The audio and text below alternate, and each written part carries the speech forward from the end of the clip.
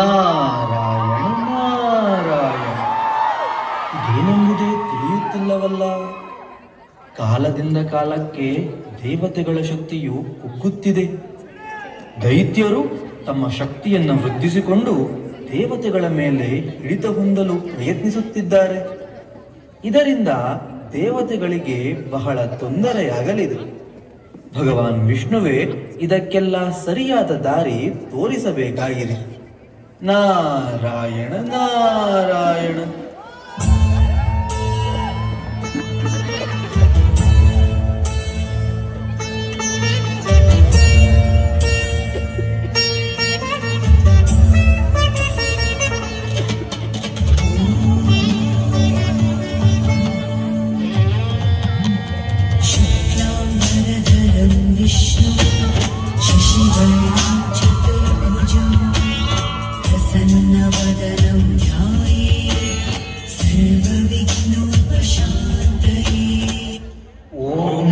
ಭಗವತೆ ವಾಸುದೇವಾಯ. ಪ್ರಭು, ನೀವು ಈ ಸೃಷ್ಟಿಯ ಆದಿಪ್ರಭು, ರಕ್ಷಕ ಮತ್ತು ಸಂಕಟಗಳಲ್ಲಿ ನಮಗೆಲ್ಲರಿಗೂ ಆಶ್ರಯ ಸ್ಥಳವಾಗಿರುವಿರಿ. ಹೇ ಶ್ರೀಹರಿ, ಸಮುದ್ರ ಮಂಥನಕ್ಕಾಗಿ ನಿಮ್ಮ ಮಾರ್ಗದರ್ಶನ ಅಗತ್ಯವಿದೆ.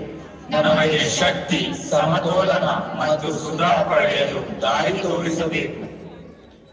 ಶಾಂತರಾಗಿ, ನಾನಿದ್ದೇನಲ್ಲ, ಎಲ್ಲದಕ್ಕೂ ಪರಿಹಾರ ಇದ್ದೇ ಇದೆ. ನೀವುಗಳು ಸಮುದ್ರ ಮಂಥನವನ್ನು ಮಾಡಲು ತಯಾರಾಗಿ. ಹೌದು, ಕ್ಷೀರಸಾಗರವನ್ನು ಮಂಥನ ಮಾಡಬೇಕು.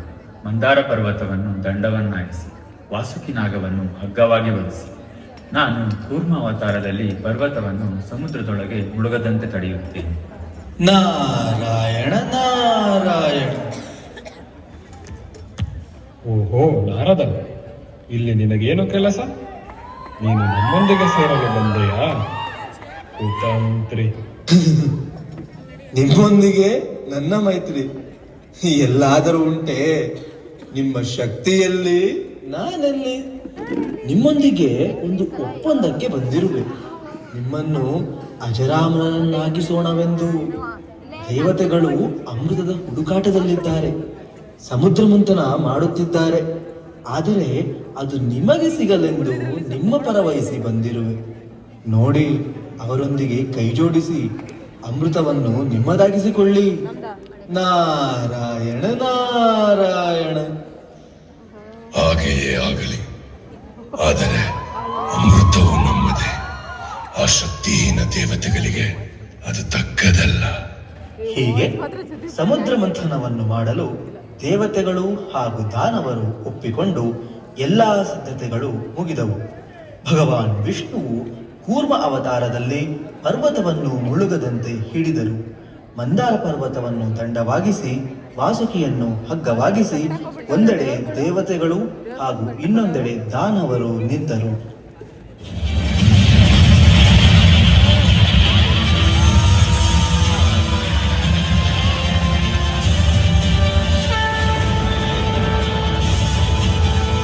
ಲೋಕದ ತ್ರಿಮೂರ್ತಿಗಳ ಉಪಸ್ಥಿತಿಯಲ್ಲಿ ಸಮುದ್ರ ಮಂಥನವು ದೇವತೆಗಳು ಮತ್ತು ದಾನವರ ನಡುವೆ ಆರಂಭವಾಯಿತು.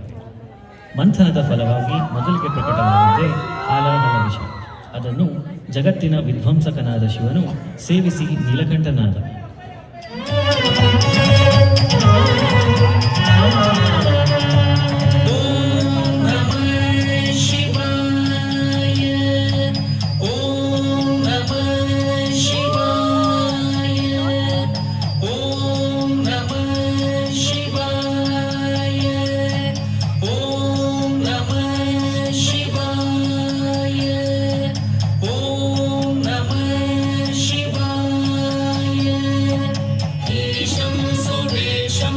विशेषं महे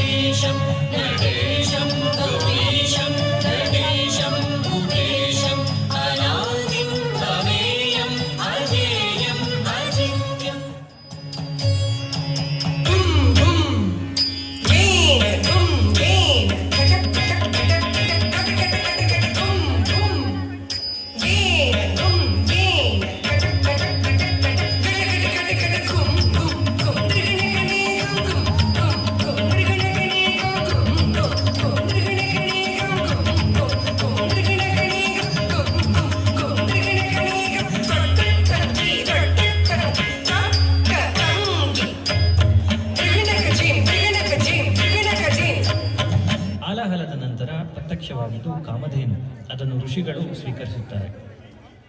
ತದನಂತರ ಪ್ರಕಟವಾದ ಅಶ್ವಸಪ್ತಮುಖನನ್ನು ದಾನವರು ಕಸಿದುಕೊಂಡರು. ಮುಂದೆ ಪ್ರಕಟವಾದ ಐರಾವತನನ್ನು ದೇವತೆಗಳ ಒಡೆಯ ದೇವೇಂದ್ರನು ತನ್ನ ವಾಹನವನ್ನಾಗಿಸಿಕೊಳ್ಳುತ್ತಾನೆ. ತರುವಾಯ ಹೊಳಪಿನೊಂದಿಗೆ ಪ್ರಕಟವಾದ ಕೌಸ್ತುಭಮಣಿಯನ್ನು ದೇವತೆಗಳು ಶ್ರೀಹರಿಗೆ ಉಡುಗೊರೆಯಾಗಿ ನೀಡಿದರು. ನಂತರ ಪ್ರಕಟವಾದ ಕಲ್ಪವೃಕ್ಷ ಮತ್ತು ರಂಬೆಯು ಸ್ವರ್ಗವಾಸಿಗಳಾಗುತ್ತಾರೆ.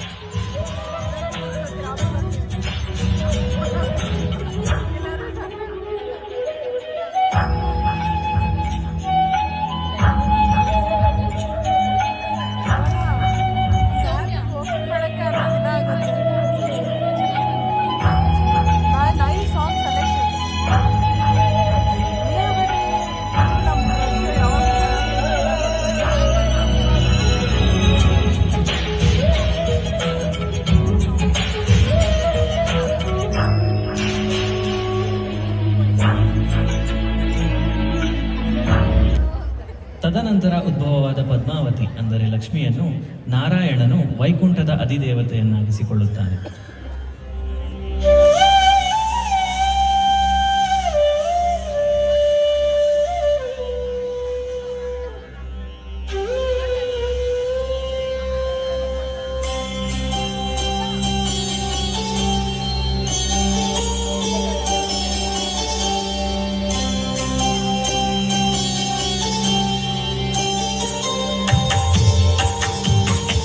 नमस्तेस्तु महामाये श्रीपीठे सुरपूजिते शङ्खचक्र गदाहस्ते महालक्ष्मी नमोस्तुते महालक्ष्मी नमोस्तुते नमस्ते करुणारूढे भुवनासुरभयङ्करी सर्वपापहरे देवी महालक्ष्मी नमोस्तुते महालक्ष्मी नमोस्तुते ಮಂಥನದ ಫಲವಾಗಿ ದೊರೆತ ಸುರವನ್ನು ಅಸುರರು ಆಸ್ವಾದಿಸುತ್ತಾರೆ.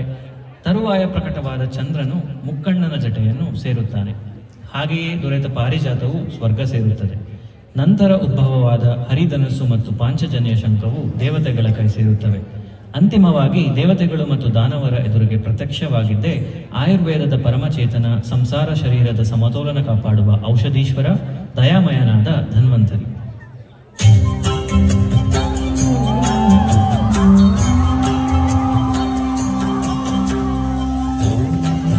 भगवते वासुदेवाय धन्वन्तये अमृतकलशहस्ताय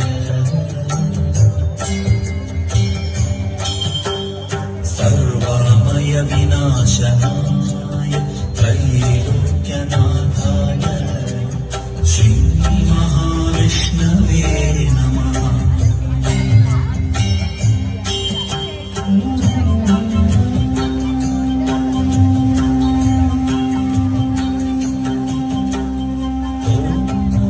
भगवते वासुदेवाय धन्वन्तये अमृतकलशहस्ताय सर्वामय विनाशनाय त्रैलोक्यनाथाय श्रीमहाविष्णवे नमः। ಅಮೃತ ಕಲಶಹಸ್ತನಾದ ಧನ್ವಂತರಿಯ ಕೈಯಲ್ಲಿದ್ದ ಅಮೃತವನ್ನು ದಾನವರು ಕಸಿದುಕೊಳ್ಳುತ್ತಾರೆ. ಅದನ್ನು ಹಿಂಪಡೆಯಲು ದೇವತೆಗಳೆಲ್ಲರೂ ಶ್ರೀಹರಿಯ ಮೊರೆ ಹೋದರು. ಅದರಂತೆಯೇ ವಿಷ್ಣುವು ಅಮೃತವನ್ನು ಹಿಂಪಡೆಯಲು ಮನಮೋಹಕ ಸುಂದರಿ ಮೋಹಿನಿಯ ರೂಪವನ್ನು ತಾಳಿದನು.